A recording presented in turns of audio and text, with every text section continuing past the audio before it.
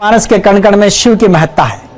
सप्तपुरियों में से एक उज्जैनी, जिसके विभिन्न नाम अलग अलग कालखंडों में माने गए हैं, जिसके विभिन्न कालखंडों में अपनी मान्यताएं रही है। बाबा भोलेनाथ की यह नगरी इसलिए भी मान्यता अधिक रखती है कि हमारी जनश्रुतियों में, हमारे वेद पुराण में यह कहा गया है, सबसे पावन यात्रा चारों धाम की मानी जाती है। चारों धाम की यात्रा करने के बाद भी उसका यथोचित फल तभी प्राप्त होता है जब हम बाबा भोलेनाथ की इस नगरी में आकर भगवान शिव का ध्यान कर लेते हैं, भगवान शिव का पूजन अर्चन कर लेते हैं। तीनों लोकों में, त्रिभुवन में सर्वाधिक प्रतिष्ठा जिस स्वरूप की मानी गई है वो बाबा भोलेनाथ की मानी गई है, महाकाल के स्वरूप में। हम उज्जैन में बाबा भोलेनाथ को जब देखते हैं तो सराहते हैं इस उज्जैन को। जितने श्रद्धालु आरती में शामिल होते हैं वे अभिभूत रहते हैं, वे शिव की उस भक्ति में रम जाते हैं। यहाँ के कण कण में शिव की श्रद्धा व्याप्त होती है, शिव के प्रति श्रद्धा व्याप्त हो जाती है। और जब भस्म आरती में श्रद्धालु बैठते हैं तो उस अलौकिक आनंद में वो इतने ज्यादा अभिभूत हो जाते हैं कि वे अपने आप को भूल जाते हैं। एक तादाद में स्थापित हो जाता है समष्टि से। प्रातःकाल 4 बजे से जब आरती शुरू होती है तो सबसे पहले हरिओम का जल चढ़ाया जाता है और उसके बाद शुरू होता है आरती का क्रम।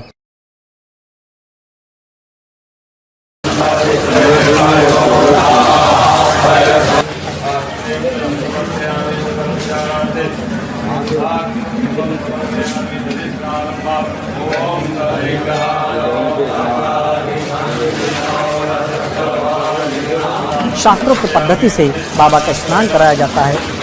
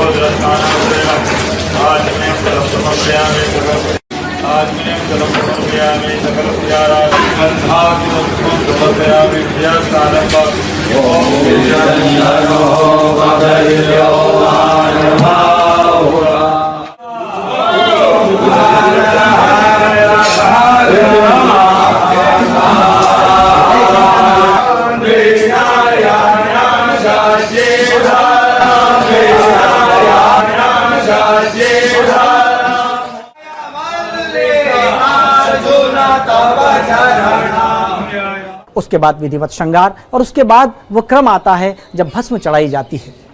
जैसा कि मैंने आपको बताया कि संपूर्ण भारतवर्ष में ही नहीं बल्कि संपूर्ण विश्व में एकमात्र ऐसा ज्योतिर्लिंग है जहां पर भस्म से बाबा का श्रृंगार किया जाता है।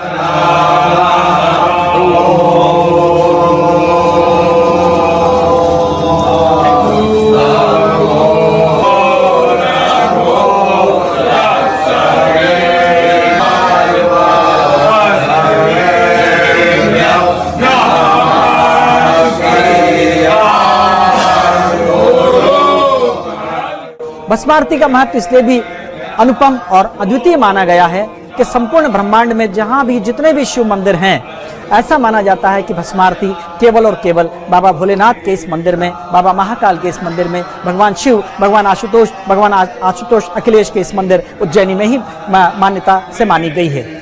शास्त्रोक्त पद्धति से यह भी माना गया है कि भगवान चूंकि अघोर उनका एक स्वरूप है, उन्हें भस्म प्रिय है, वे भस्म रमैया भी कहलाते हैं। वे ज्ञेय हैं, वे अज्ञेय हैं, वे अनादि हैं, वे अनंत हैं। इसलिए बाबा भोलेनाथ की यह भस्म आरती निश्चित रूप से अलौकिक और अनन्य मानी गई है। मेरी तो यह भी मान्यता है कि जो भी बाबा भोलेनाथ की एक बार भस्म आरती को देख लेता है, बाबा की भस्म आरती में शामिल हो जाता है, वो निश्चित रूप से मोक्ष की प्राप्ति का मार्ग पर प्रशस्त कर लेता है। भस्म आरती में आए, भस्म आरती का आनंद लें, बाबा भोलेनाथ का आशीर्वाद प्राप्त करें। भस्म आरती में आने के लिए आप ऑनलाइन बुकिंग कराइए और आइए भस्म आरती का आनंद लीजिए, बाबा भोलेनाथ का आशीर्वाद लीजिए।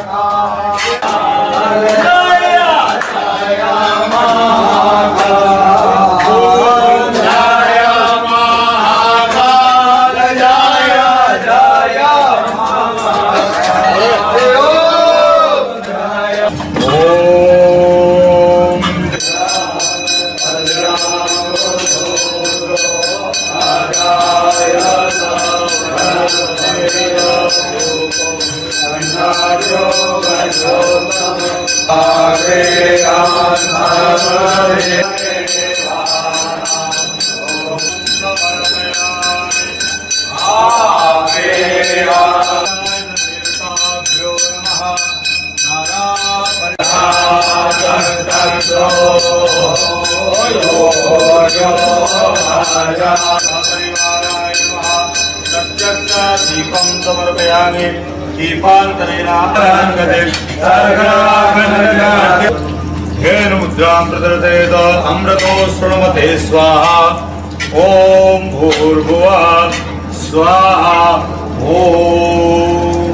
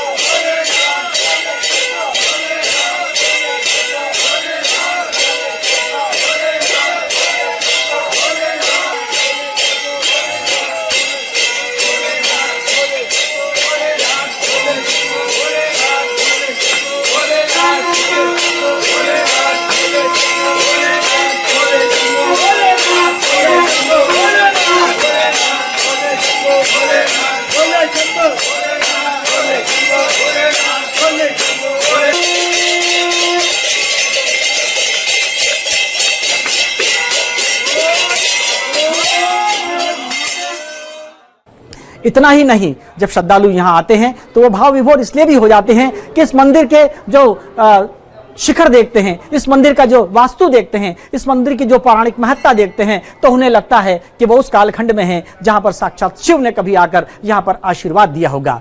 अलग अलग कालखंडों में अलग अलग साहित्यकारों के द्वारा इस उज्जैनी का बखान किया गया है, बाबा भोलेनाथ की स्तुति की गई है। कहीं लिखा पद्म विभूषण डॉक्टर शिव मंगल सिंह सुमन ने कि मैं क्षिप्रा सा तरल सरल बहता हूँ, मैं कालिदास की शेष कथा कहता हूँ, मौत भला क्या मार सकेगी मुझको, मैं महाकाल की नगरी में रहता हूँ।